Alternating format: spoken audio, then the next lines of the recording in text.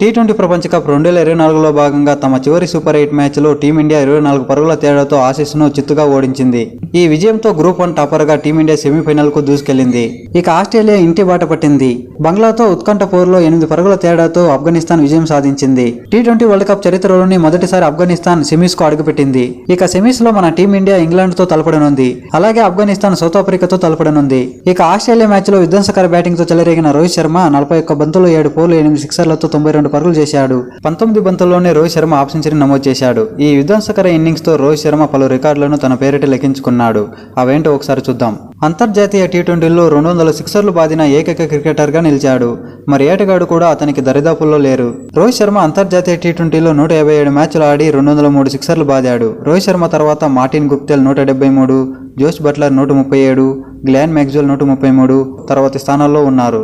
Next, అంతర్జాతీయ క్రికెట్లో ఒకే దేశంపై అత్యధిక సిక్సర్లు కొట్టిన బ్యాటర్గా యూనివర్సల్ బాస్ క్రిస్ గేల్ రికార్డును రోహిత్ శర్మ అధిగమించాడు. క్రిస్ గేల్ 3 ఫార్మాట్లలో కలిపి ఇంగ్లాండ్పై 130 సిక్సర్లు బాదగా రోహిత్ శర్మ ఆస్ట్రేలియాపై 132 సిక్సర్లు బాదాడు.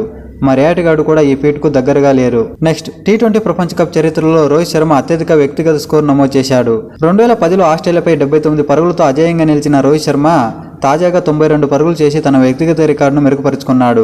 దాంతో టీ20 ప్రపంచ కప్ చరిత్రలోనే అత్యధిక వ్యక్తిగత స్కోర్ కలిగిన రెండో భారత బ్యాటర్గా రోహిత్ శర్మ నిలిచాడు. సురేష్ రైనా 101 రన్స్తో టాప్లో ఉండగా విరాట్ కోహ్లీ 89 రన్స్తో తర్వాతి స్థానంలో ఉన్నారు. తర్వాత చరిత్రలో అత్యధిక వ్యక్తిగత స్కోరు కలిగిన కెప్టెన్ గాను రోహిత్ శర్మ రికార్డు సాధించాడు. ఈ జాబితాలో క్రిస్ గేల్ 98 రన్స్తో టాప్లో ఉండగా Rohit Sharma 92, Gayle 88, Kane Williamson 85 తర్వాత స్థానాల్లో ఉన్నారు. అంతేకాకుండా అంతర్జాతీయ టీ20లో అత్యధిక పరుగులు చేసిన బ్యాటర్ గాను రోహిత్ శర్మ నిలిచాడు. ఈ క్రమంలో విరాట్ కోహ్లీ బాబర్ అజామ్ను అతను వెనక్కి నెట్టాడు.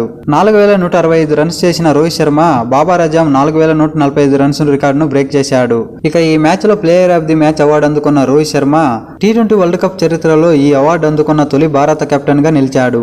నెక్స్ట్, టీ20 ప్రపంచ కప్లో ఓ ఇన్నింగ్స్లో అత్యధిక సిక్సర్లు బాదిన ప్లేయర్గా యువరాజ్ సింగ్ పేరిట ఉన్న రికార్డును హిట్ మ్యాన్ బద్దలు కొట్టాడు. ఈ మ్యాచ్లో రోహిత్ శర్మ 8 సిక్సర్లతో విరుచుకుపడ్డాడు. ఇంతకుముందు టీ20 ప్రపంచ కప్లో యువరాజ్ సింగ్ 7 సిక్సర్లు బాదాడు. ఈ ప్రపంచ కప్లో ఫాస్టెస్ట్ హాఫ్ సెంచరీ సాధించిన రోహిత్ శర్మ పవర్ ప్లేలోనే 50 పరుగులు అందుకున్న తొలి ఆటగాడిగా ఘనత అందుకున్నాడు.